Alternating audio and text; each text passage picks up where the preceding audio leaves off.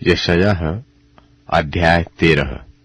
यशायाह भविष्यवक्ता की पुस्तक अध्याय 13।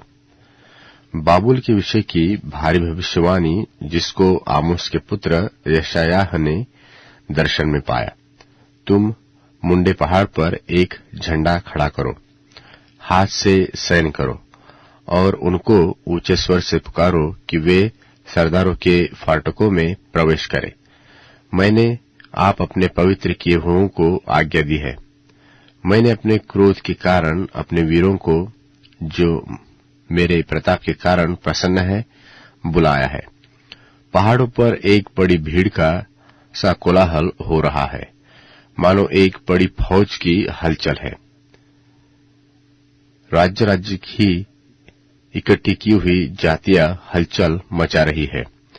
सेनाओं का यहोवा युद्ध के लिए अपनी सेना इकट्ठी कर रहा है। वे दूर देश से तो क्या आकाश की छोर से आए हैं। हाँ, यहोवा अपने क्रोध के हथियारों समेत सारे देश को नाश करने के लिए आया है। हाय हाय करो, क्योंकि यहोवा का दिन समीप है। वह सर्वशक्तिमान की ओर से मानव सत्यानाश करने के लिए आता है। इस कारण सबके हाथ ढीले पड़ेंगे और हरेक मनुष्य का हृदय दहल जाएगा और वे घबरा जाएंगे। उनको पीड़ा और शोक होगा, उनको जच्चा की सी पीड़ाएं उठेंगी। वे चकित होकर एक दूसरे को ताकेंगे, उनके मुंह ज्वालामय होंगे। देखो, यहोवा का वह दिन रोष और क्रोध और निर्दयता के साथ आता है कि वह पृथ्वी को उजाड़ डाले और पापियों को उसमें से नाश करे। और आकाश के तारागण और बड़े बड़े नक्षत्र न चमकेंगे और सूर्य उदय होते होते छिप जाएगा और चंद्रमा अपना प्रकाश न देगा। और मैं जगत के लोगों को उनकी बुराई के कारण और दुष्टों को उनके अधर्म का दंड दूंगा और अभिमानियों के अभिमान को नाश करूंगा और उपद्रव करने वालों के घमंड को तोड़ूंगा। मैं मनुष्य को कुंदन से और आदमी को ओपीर के सोने से भी अधिक महंगा करूंगा। इसलिए मैं आकाश को कपाऊंगा और पृथ्वी अपने स्थान से टल जाएगी। यह सेनाओं के यहोवा के रोष के कारण और उसके भड़के हुए क्रोध के दिन होगा।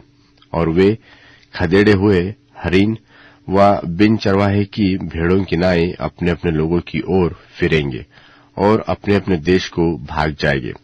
जो कोई मिले सो बेधा जाएगा और जो कोई पकड़ा जाए वह तलवार से मार डाला जाएगा और उनके बाल बच्चे उनके सामने पटक दिए जाएंगे और उनके घर लूटे जाएंगे और उनकी स्त्रियां भ्रष्ट की जाएगी। देखो, मैं उनके विरुद्ध मादी लोगों को उभारूंगा, जो न तो चांदी या कुछ विचार करेंगे और न सोने का लालच करेंगे। और वे तीरों से जवानों को मारेंगे और न बच्चों पर कुछ दया करेंगे, न लड़कों पर कुछ तरस खाएंगे। और बाबुल, जो सब राज्यों का शिरोमणि है और उसकी शोभा पर कसदी लोग फूलते हैं, वह ऐसा हो जाएगा जैसे सदोम और अमोरा परमेश्वर ने उलट दिया था।